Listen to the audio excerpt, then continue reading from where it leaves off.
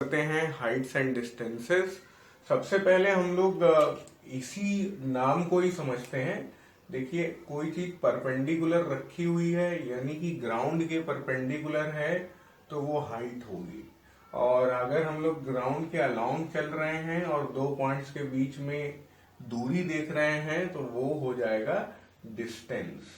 तो ऐसा करने पर ये जो खड़े वाले हैं वो हाइट हैं और पड़े वाले जो हैं डिस्टेंस है। यही लॉजिक हम लोग को लगाना है और हम लोग अपना ट्राइंगल पूरा कर लेंगे। यहाँ पे ये थीटा है ना, ठीक है। तो एक तरीके से जो हाइट है वो परपेंडिकुलर को डिनोट कर रही है और डिस्टेंस जो है वो बेस को डिनोट कर रहे हैं। हाइपोटेन्यूज का कोई नया नाम यहाँ पर नहीं है, पहले जैसा ही चलेगा हाइपोटेन्यूज। और मैं आपको बता दूं बच्चों की हाइपोटेन्यूज का ज्यादा काम भी नहीं है यहाँ पर, ठीक है, सिर्फ इतना ही है। और काफी हद तक हम लोग ट्रिग्नोमेट्रिक आइडेंटिटीज जब कर रहे थे तो साइन कॉस टेन इन सबसे फेमिलियर तो हम लोग हो ही चुके हैं। लेकिन अब हम लोग एक टेबल पे आते हैं और वो टेबल हाइट्स एंड डिस्टेंस में बहुत ज्यादा काम आएगी, तो उसको हम लोग बनाना सीखेंगे अभी यहीं पर, ठीक है। तो मैं क्या करता हूँ, इस ट्राइंगल को रब कर देता हूँ। इस ट्राइंगल में ही ये जो थीटा है इसी का काम रहेगा आगे। तो इस ट्राइंगल को थोड़ा छोटा कर देता हूं मैं। ओके, तो ये रहा ये ट्राइंगल छोटा सा थीटा।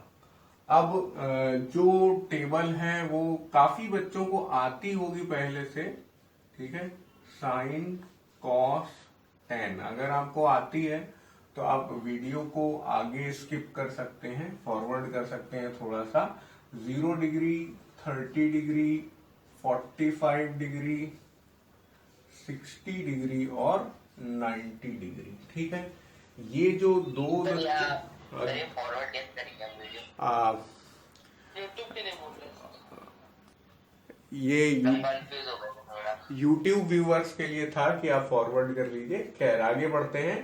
तो ये जो 5 एंगल्स लिखे हुए हैं 0, 30, 45, 60 और 90, इन्हें हम लोग स्टैंडर्ड एंगल्स बोलते हैं। क्या बोलते हैं? Standard angles.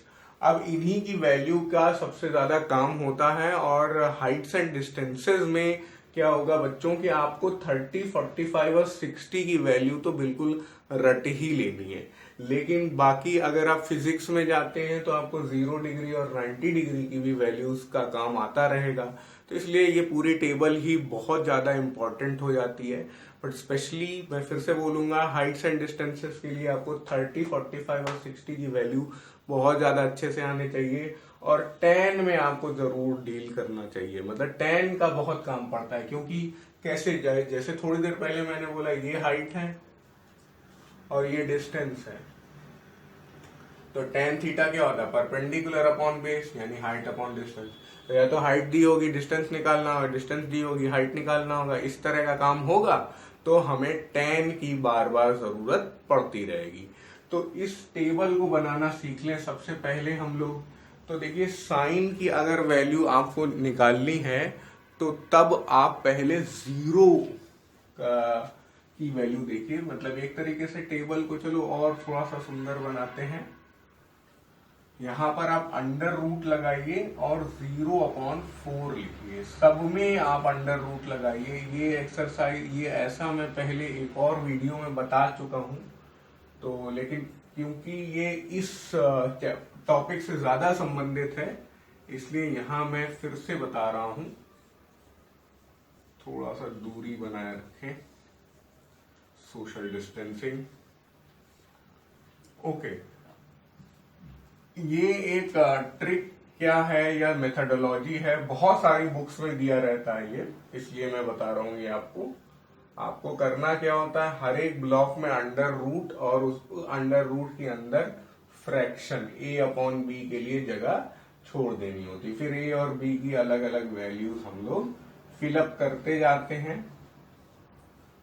और आई एम श्योर कि आपको आता होगा, बट जिनको नहीं आता उनके लिए किया जा रहा है 0, 1, 2, 3, 4, ठीक है। डिवाइड बाय हमेशा 4 रहेगा साइन में, ठीक है। डिवाइड बाय हमेशा 4 रहेगा कॉस में भी, ठीक है। यहाँ पे हम लोग होल नंबर्स लेते हैं बच्चों साइन की वैल्यू निकालने के लिए, अंडर रूट 0/4। होल नंबर्स किससे कह रहा हूं मैं, 0, 1, 2, 3 और 4 को हमेशा डिवाइड बाई 4 ही चल रहा है। कॉस का जो ऑर्डर होता है वो साइन के ऑर्डर का बिल्कुल रिवर्स होता है। तो वहां पे हम लोगों ने 0 से शुरू किया और 4 पे खत्म किया। यहाँ पे हम लोग 0 पे खत्म करेंगे और 4 पे शुरू करेंगे। तो 4, 3, 2, 1, 0 पे खत्म।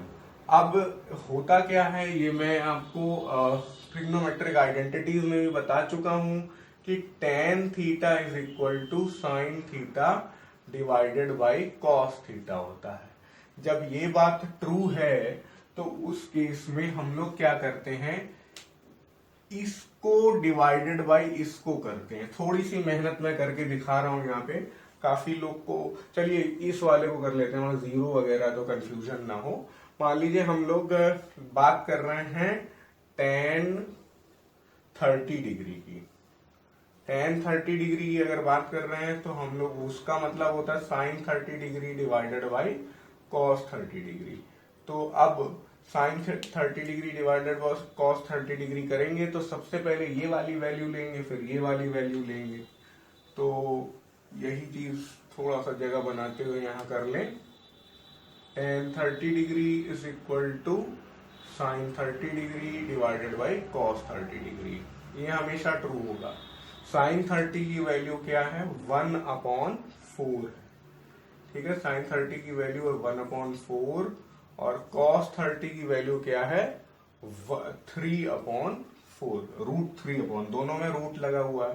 तो होगा क्या कि ये 4 और ये 4 कैंसिल हो जाएगा, यहाँ पे न्यूमरेटर ऊपर रह जाएगा, यहाँ पे इस वाले न्यूमरेटर नीचे रह जाएगा। मतलब देखिए ना, यहाँ पे एक न्यूमरेटर डिनोमिनेटर, यहाँ पे भी एक न्यूमरेटर डिनोमिनेटर, डिनोमिनेटर कैंसिल हो गए। तो यहाँ ऊपर वाला न्यूमरेटर और नीचे वाला न्यूमरेटर खाली बचेंगे 1/3। इसमें भी अंडर रूट लगा, इसमें भी अंडर रूट लगा है, तो यहाँ पे अंडर रूट लग जाएगा। तो इन दी एंड हम लोगों ने सीखा क्या कि यहाँ पे 4 और 4 कट जाने वाला है, ऊपर वाला 1 और नीचे वाला 3 रह जाएगा अगर हम लोग tan की बात कर रहे हैं।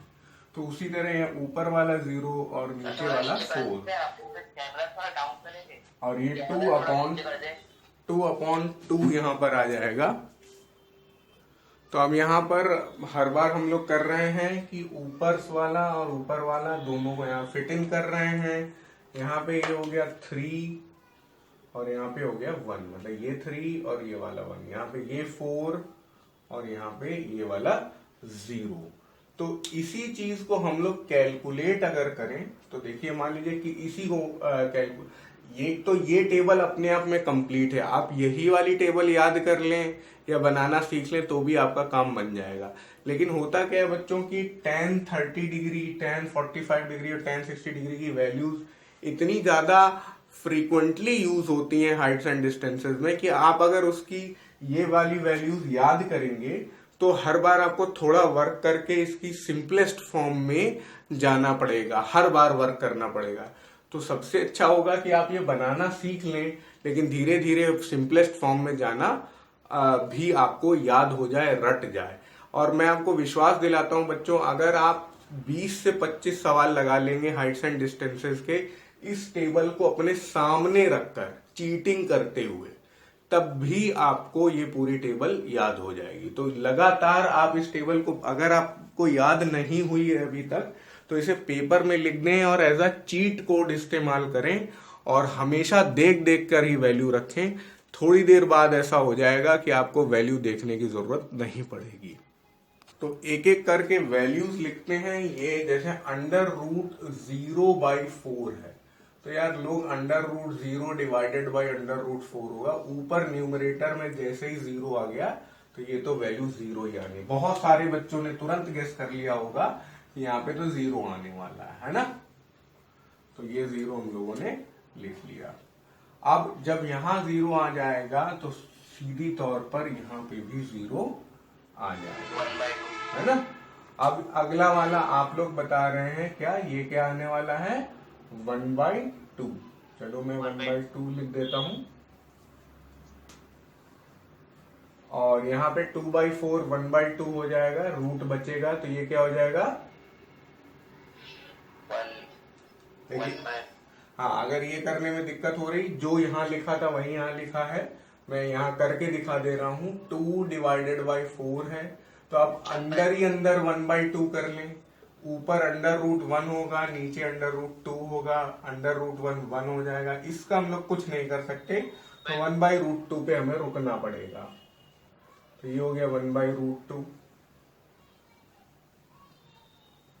और यहाँ पे भी ये भी हो जाएगा 1/√2। उसी तरह ये हो जाएगा √3/4।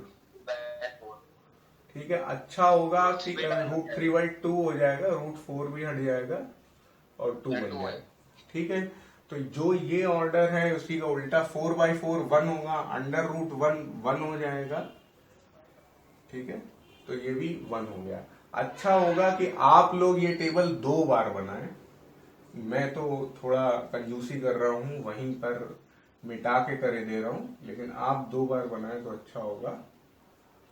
ओके, तो रिवर्स ऑर्डर जल्दी से कर लेते हैं। 0 ऑलरेडी आ चुका है, 1/2 यहां से आ गया, 1/√2 यहां से आ गया, ये आ जाएगा √3/2 और ये आ जाएगा 1। ठीक है, और यहाँ पे भी न्यूमरेटर में जैसे ही 0 आ गया तो यहाँ पे हम लोग आ जाएंगे किसमें?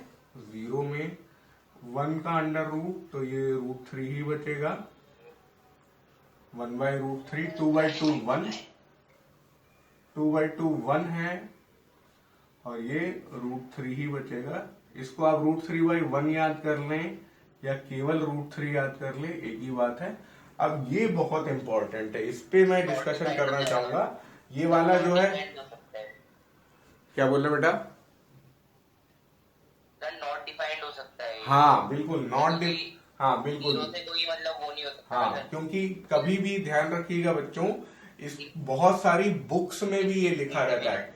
क्या लिखा रहता है? 4/0 अगर लिखा रहता है तो वो लोग इसको इनफाइनाइट लिख देते हैं, जो कि अपने आप में बिल्कुल गलत है।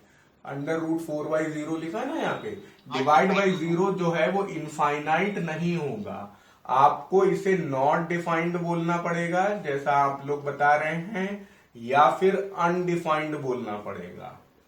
कुछ बुक्स में लिखा रहता है कांट बी डिटरमाइंड, वो भी सही है, लेकिन आप इन्फिनिटी बिल्कुल नहीं करके आएंगे। ऐसा एक बार रेलवे के एग्जाम में आया था, और उसमें एक ऑप्शन इनफाइनाइट भी था, और इनफाइनाइट ऑप्शन नहीं करके आना था।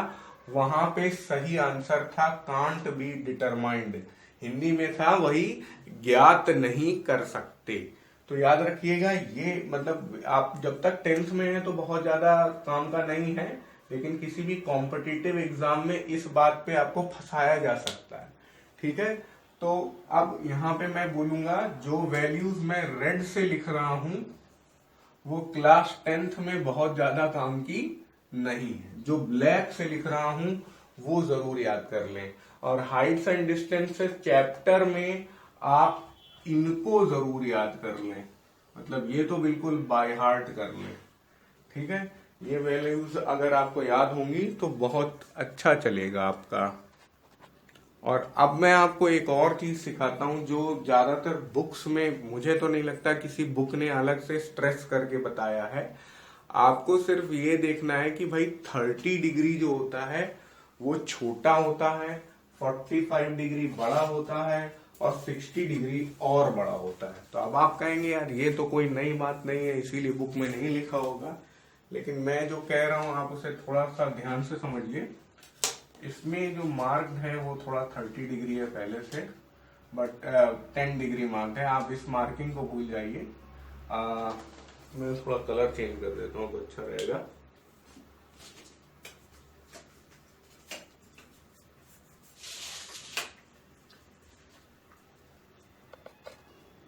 चलिए, तो अब ये आई थिंक आपको दिख रहा होगा प्रोट्रैक्टर।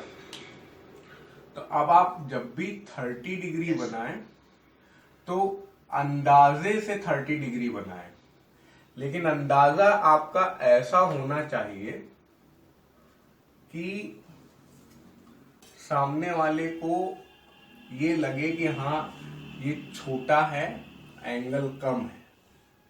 तो आप जब भी 30 डिग्री का एंगल बनाएंगे तो ऐसा बनाएंगे, यानी कि लेटा हुआ ट्रायंगल बनाएंगे। बेस बड़ा होगा और परपेंडिकुलर छोटा होगा। ऐसी आप प्रैक्टिस करें हमेशा। ये किसी बुक में बताया नहीं गया है, लेकिन ऐसा करने से आपको ये हमेशा अंदाजा रहेगा कि ऐसा ट्रायंगल बन रहा है तो बेस ज्यादा आएगा और परपेंडिकुलर कम आएगा। ये फायदा होगा इससे। अब जब इसी चीज में 60 डिग्री का बनाना है तो आप ऐसा बनाइए, थोड़ा लंबा या खड़ा टाइप का बनाइए। ये 60 डिग्री होगा तो अब आपको ऐसे ट्रायंगल में पता चलेगा कि हमारा परपेंडिकुलर ज्यादा बड़ा है और बेस छोटा है। हर बार आप इसी तरह ट्रायंगल बनाइए। मैं जब IIT कानपुर में पढ़ता था तो वहां के एक प्रोफेसर ने ये सिखाया था हम लोगों को, और मैं आपको बताऊं ये बहुत फायदेमंद होता है। ठीक है, अब जब फिर आप 45 डिग्री बनाएं तब आप हमेशा ये बराबर बनाएं। मैं ये बोल रहा हूं कि आपको मेजर करके नहीं बनाना है, ठीक है, बिल्कुल भी नहीं बोल रहा हूं कि आपको मेजर करके बनाना है, लेकिन आपको इस तरह बनाना है। जैसे कोई बच्चा है वो ऐसा बना देता है,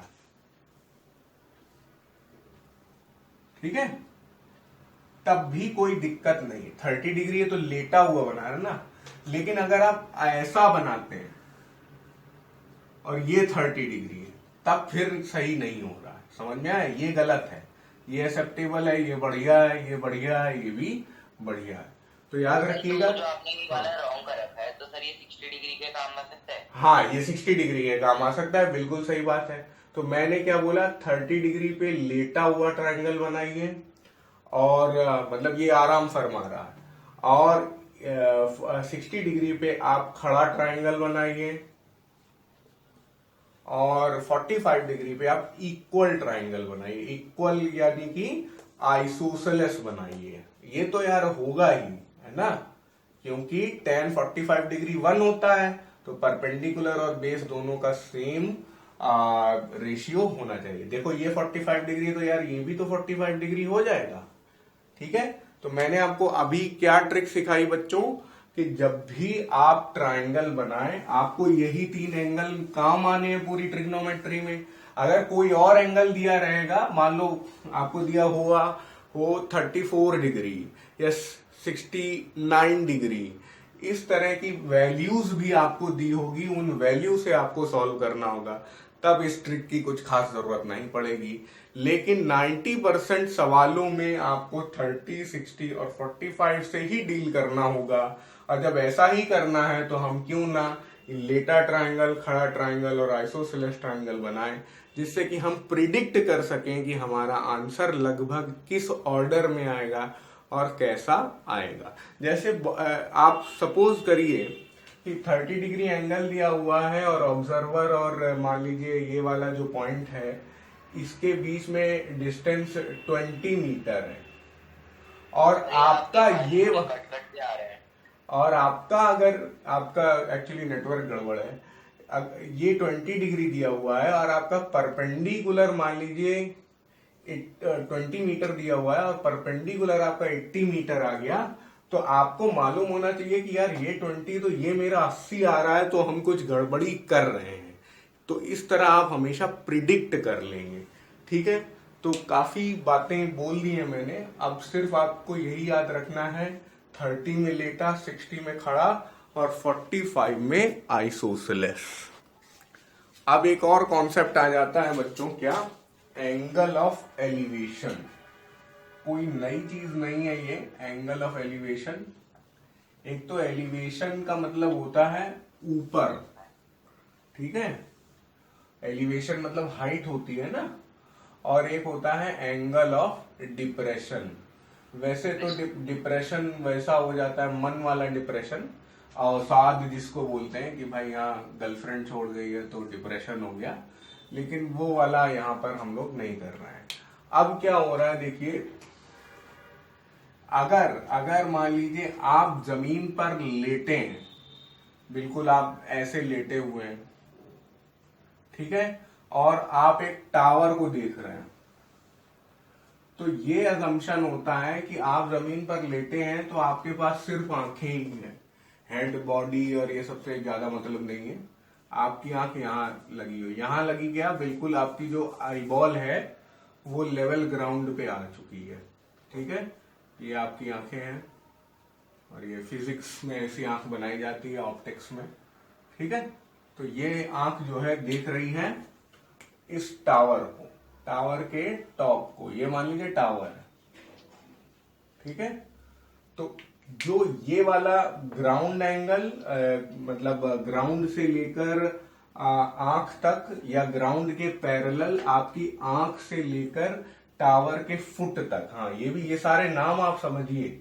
ये जो पॉइंट है ये क्या है, फुट ऑफ टावर, ठीक है। टूअर नहीं है भाई, टावर। और ये वाला पॉइंट क्या है, टॉप ऑफ टावर, ये है टॉप ऑफ टावर। तो हम लोग ने क्या सीखा कि जो ये अपना काला मोटा टावर है, इसका दो पॉइंट है, एक पॉइंट जो है हवा में है और एक पॉइंट जो है वो जमीन से टच कर रहा है। वैसे तो पोल या जमीन में अंदर तक भी गड़ा होता है, लेकिन वो सब बातें हम लोग यहाँ कंसिडर नहीं करते हैं। तो जहां पे जमीन को टच कर रहा है वो होता है फुट ऑफ टावर, और जहां पे ये हवा में है, जहां पे पोल खत्म हो रहा है, वो है टॉप ऑफ टावर। टॉप तो आपको बिल्कुल मालूम ही होगा, ठीक है। और अब टॉप ऑफ द टावर को जो हम आंख से जोड़ते हैं, ये वाली हाइपोटेन्यूज और ये बेस, इनके बीच जो एंगल बनता है वो थीटा होता है, एंगल ऑफ एलिवेशन। तो ये सब कोई नई बात नहीं है, ये आपको पहले से ही पता है। यहाँ पे हम लोग क्या कर रहे हैं, एक खुद जमीन पर होकर एक ऊंची चीज को देख रहे हैं, तो हमारा लाइन ऑफ साइट ऊपर की तरफ होगा, इसे बोलते हैं एंगल ऑफ एलिवेशन। मतलब हमारी आंखों से जो रेज निकल रही होंगी शक्तिमान वाली, वो ऊपर की तरफ जा रही होंगी, इसलिए ये एंगल ऑफ एलिवेशन है। अब उसके बाद इसी टावर को हम लोग मान लीजिए कहीं ऊंचाई से देख रहे हैं, खुद ही किसी बहुत ऊंची बिल्डिंग में खड़े हैं, ठीक है, मतलब हमारी आंखें इस लेवल पे है, ठीक है, इस लेवल पे हमारी आंख है। मतलब लेवल ऐसा है तो आंख हम लोग ऐसे ऊपर नीचे थोड़ा बहुत कर सकते हैं। यही टावर को हम लोग नीचे देख रहे हैं, तब क्या होता है बच्चों, हम लोग एक इमेजिनरी आई लाइन ऐसे बना लेते हैं, और ये जो होता है ये हो जाता है थीटा, ठीक है। ये थीटा है, ये हो गया आपका एंगल ऑफ डिप्रेशन, ठीक है। अब यहां पे देखिए एंगल ऑफ एलिवेशन थीटा है, एंगल ऑफ डिप्रेशन यहाँ पे थीटा है। आप चाहें तो इसको भी देख सकते हैं, है कि नहीं, इसको देख सकते हैं। तो यहाँ पे एक नया एंगल ऑफ डिप्रेशन आ जाएगा, वो हो जाएगा एल्फा, ठीक है। अब जब ये एंगल ऐसा है तो जब आप देखेंगे, जब क्वेश्चंस करेंगे तो आप देखेंगे कि एंगल ऑफ एलिवेशन और एंगल ऑफ डिप्रेशन में बहुत ज्यादा डिफरेंस नहीं रहता है। फिलहाल आप एलिवेशन और डिप्रेशन के डायग्राम्स बना लें, और ये भी मैं बता दूं कि ये टावर है अपना, हाँ एक मिनट रुक जाए, ये रहा अपना टावर। अब मैं एक और सिचुएशन बताता हूं जो इससे मिलता जुलता डायग्राम बनेगा। सबसे पहले तो हम लोग अपना वही बेस बना लेते हैं, ग्राउंड बना लेते हैं, ठीक है। तो अभी हम लोग ने केवल इतना किया है, बेस बनाया है और अपना टावर फिर से बना लिया।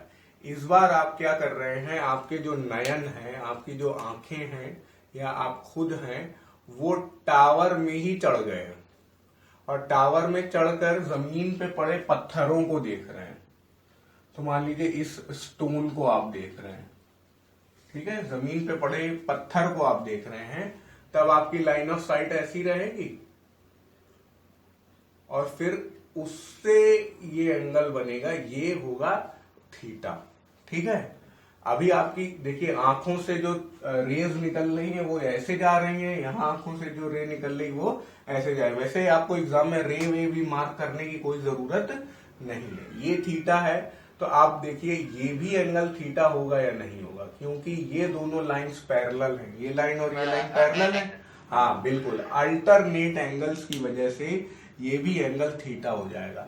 तब आप देख सकते हैं कि यहाँ पे आपने एंगल ऑफ डिप्रेशन बनाया, एंगल ऑफ डिप्रेशन बनाया जब यहां पर आपने, तो आपके एंगल ऑफ एलिवेशन वाले से कोई खास अलग डायग्राम नहीं बना। मान लीजिए टावर जो है, टावर की हाइट अगर टी है और बेस जो है वो डिस्टेंस डी है और ये भी डिस्टेंस डी है, distance from the stone to the foot of tower D है और टावर की हाइट टी है, तो यहां पे भी आप बोलेंगे टेन थीटा, क्या लिखेंगे, sine theta cos theta tan theta, क्या लिखेंगे, tan theta is equal to perpendicular upon base, यानी कि टावर अपॉन डी, ठीक है। और यहाँ पे भी आप बोलेंगे tan theta is equal to tower upon distance, ठीक है। तो ये दोनों केसेस करके आप ये बात थोड़ा सा एस्टेब्लिश कर सकते हैं कि एंगल ऑफ एलिवेशन और एंगल ऑफ डिप्रेशन नाम से जरूर अलग अलग हैं, लेकिन अगर हम लोग एक पॉइंट से टॉप को देख रहे हैं या टॉप से एक पॉइंट को देख रहे हैं तो डायग्राम में कुछ खास डिफरेंस नहीं निकल कर आएगा। अब आपके सामने क्वेश्चन है बच्चों, from the top of a cliff 92 metre high. तो सबसे पहली बात तो यहाँ पे वर्ड्स देखिए, एक है क्लिफ फिर दूसरा है बॉय। पहली बात तो क्लिफ जो होता है वो, अब यहाँ पे थोड़ा यार अंग्रेजी वोकेबलरी का काम आता है और आप आईसीएससी में हैं तो आप जरूर जानते होंगे। तो हाँ, क्लिफ इस टाइप की टेढ़ा मेढ़ा चीज होती है, माउंटेन टाइप का, और यहाँ पे हाँ यहाँ पे हीरोइन आकर कूद जाती है, आत्महत्या करती है, इस टाइप का आपने मूवीज में बहुत देखा होगा, ठीक है। लेकिन अब यहाँ पे पानी भी भरा हुआ है, ये क्लिफ है तो क्लिफ के आसपास पानी जरूर होगा, यानी कि समुद्र होगा, सी होगा, ठीक है। अब बात आ जाती है कि from the top of cliff 92 metre high, यानी कि वाटर लेवल से अगर हम लोग देखें तो ये क्या है, 92 मीटर। अब हमें ये पूरी क्लिफ का शेप मैटर नहीं करता है, बस ये पॉइंट और ये पॉइंट, ये फुट ऑफ द क्लिफ हो गया और ये टॉप ऑफ द क्लिफ हो गया। अब ये बोल रहे हैं बॉय को देख रहे हैं इस पॉइंट पे, लड़की को हटा देते हैं, लड़की की केवल आंखों से काम चलाते हैं, ठीक है। अब यहां से क्या होगा कि इधर से लड़की नीचे बॉय को देखने, ये बॉय, अरे यार वो वाला बॉय नहीं है, लड़की वाला, ये एक पॉइंट है, ठीक है। The angle of depression of a boy is 20 degree. This point is like a ball floating on water. जो बॉय है, बुयोय है, ये it is a ball floating on water, ठीक है। अब यहां से ये लड़की इसको देख रही है तो हम लोग इसको ऐसे, लाइन ऑफ साइट ऐसे हो जाएगी और ये ऐसे रहेगा, ठीक है। तो ये theta, this is the theta angle of depression. Theta is given to you as 20 degree. जब ये 20 डिग्री है तो अल्टरनेट एंगल्स की वजह से ये भी 20 डिग्री होगी। और फिर हम लोग अपनी जो टॉप ऑफ द क्लिफ और फुट ऑफ द, अब यार पी आपको कहाँ दिख रहा है, ऑल्टरनेट एंगल, हाँ वो ठीक है, वो कर सकते हैं आप, आपको कुछ नहीं है ऑल्टरनेट एंगल्स वगैरह ये सब भी एग्जाम में समझाने की जरूरत नहीं है, ठीक है। अब ये जो रेड, ये जो मान लीजिए कोई सम करे तो हम लोग को डायग्राम दिखाना पड़ेगा। हाँ ऑब्वियसली, बिल्कुल बिना डायग्राम के आप खुद ही एग्जाम में कुछ नहीं कर पाएंगे, तो ये तो बहुत ही बड़ी बेवकूफी होगी कि आप सीधे आके सॉल्व ही करना चालू कर दें। जैसे मैंने यहाँ पे ये अपनी तरफ से कोशिश की है कि सुंदर डायग्राम बनाए कि यहाँ पानी भरा हुआ है, यहाँ क्लिफ है, यहाँ मछलियां तैर रही हैं, ये सब आपको एग्जाम में नहीं करना है। Yes, but this triangle is highly recommended, ये तो आपको बनाना ही पड़ेगा। आप आंख भी मत बनाइए, लेकिन ये 20 डिग्री आप मार्क करके ऐसे लिख दीजिए, 20 degree is the angle of depression. इतना तो आपको करना पड़ेगा। कितना आपको एग्जाम में दिखाना होगा ये मैं बता देता हूं। Remove this water, keep that boy, keep this 92 meter and remove this cliff, remove this irregular shape of the cliff, remove this eye। इतना काम तो आपको करना ही होगा, ये आपको जरूर बना के आना होगा। कुछ लोग ऐसे 92 नहीं दिखाना पसंद करते हैं, वो लोग ऐसे ही 92 मीटर लिख देते हैं, कोई समस्या नहीं है। अब क्या होगा, इस क्वेश्चन में आपको वैल्यू कितनी दी गई थी? अच्छा, इसमें क्योंकि 20 डिग्री दिया हुआ है, ऐसी वैल्यू है जो स्टैंडर्ड एंगल नहीं है, तो उन्होंने आपको दे दिया tan 70 degree is equal to tan 70 degree is equal to 2.75। ऐसा ही कुछ मैंने आपको बताया था, tan 70 degree is equal to 2.75। ये आपको एग्जाम में दिया हुआ होगा इस टाइप का।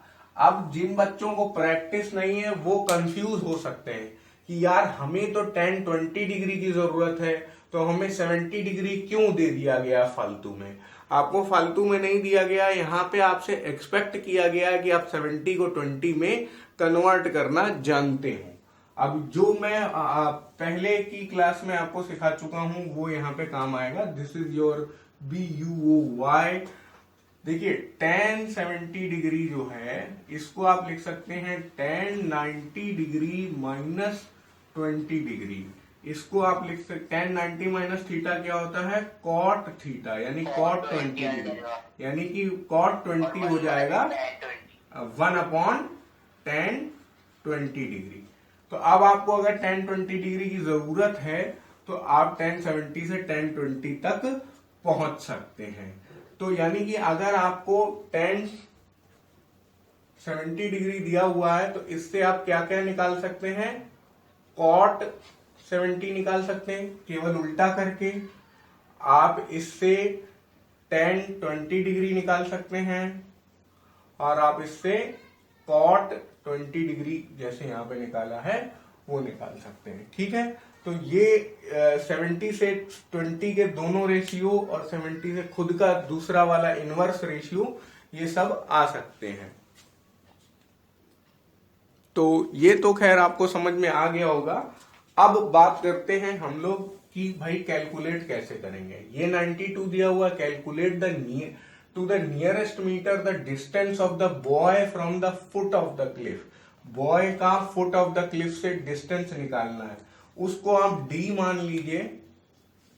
ठीक है, तो आप देख सकते हैं कि tan 20 degree is equal to 92 divided by d। सीधे आप लिख सकते हैं अगर आपने सब कुछ सही डायग्राम बनाया तो। अब इस रिलेशनशिप से, इससे आप देख सकते हैं कि tan 70 degree is equal to 1/tan 20 degree. तो आप cot में भी ला सकते हैं, या मैं तो सब कुछ tan में ही रखना पसंद कर रहा हूं। tan 20 degree is equal to 1/tan 70 degree, ये लिख सकते हैं। और यहां से आप लिख सकते हैं 1/tan 20 डिग्री की हमें जरूरत है ना यहाँ पे, तो tan 20 की वैल्यू 1/2.75 ऐसे लिख दिया आपने। अब आप क्या करेंगे, यहाँ पे 1/2.75 आपने रख दिया, 92 डिवाइडेड बाई d। ठीक है, और यहां से वापस हम लोग क्या जाएंगे, लिखेंगे d into 1 is equal to 92 multiplied by 2.75। ठीक है, 92 मल्टीप्लाइड बाई 2.75 क्या आ जाएगा?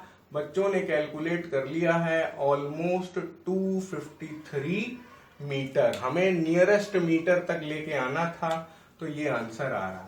अब देखिए बच्चों, जो हम लोगों ने ज्ञान प्राप्त किया था कि अगर एंगल हमारा छोटा यानी 30 डिग्री के सबसे पास होगा 20 डिग्री। भाई अपने स्टैंडर्ड एंगल्स के जो डायग्राम हम लोग ने सीखे थे कि 30 डिग्री का हम लोग लेटा हुआ डायग्राम बनाएंगे, 60 डिग्री का खड़ा डायग्राम बनाएंगे और 45 डिग्री का आइसोसेलेस बनाएंगे। वो ज्ञान यहाँ पे काम आ सकता है। देखो आपको वैल्यू 2.75 दी गई है और 10 में दी गई है, यहाँ पे 92 है। अगर 4 ऑप्शन वाला एग्जाम होता तो बस आपको करना ये होता 92 में 2.75 करके आंसर निकाल लेते। अगर वैसा नहीं भी है, आप बोर्ड एग्जाम में है जैसे, आपको तो सब कुछ करके दिखाना है, लेकिन अगर आप लेटा हुआ डायग्राम बना रहे हैं तो आपके मन में आएगा ये मेरा 92 है तो डी जो है वो 92 से काफी बड़ा आना चाहिए, और काफी बड़ा आया भी क्योंकि 2.75 का रेशियो दिया गया था, इसीलिए 92 में आपने लगभग 3 का मल्टीप्लाई किया तो 253 आ गया। तो इस तरह से आप हमेशा अपने आंसर को गेस कर सकते हैं कि हमारा गिवन वैल्यू से बड़ा आने वाला है या गिवन वैल्यू से छोटा आने वाला है। अगर आप उस एंगल रूल को फॉलो करते हैं जो मैंने बताया है कि लेटा हुआ ट्रायंगल या खड़ा हुआ ट्रायंगल या आइसोसेलेस ट्रायंगल, उस तरह से आप कोई भी क्वेश्चन में सही आंसर को पहले से ही गेस कर सकते हैं। एटलीस्ट जब कर चुके होंगे आंसर तो आप क्रॉस कंफर्म अपने डायग्राम से कर लेंगे कि हाँ बड़ा आ रहा है तो ये फिर सही बना।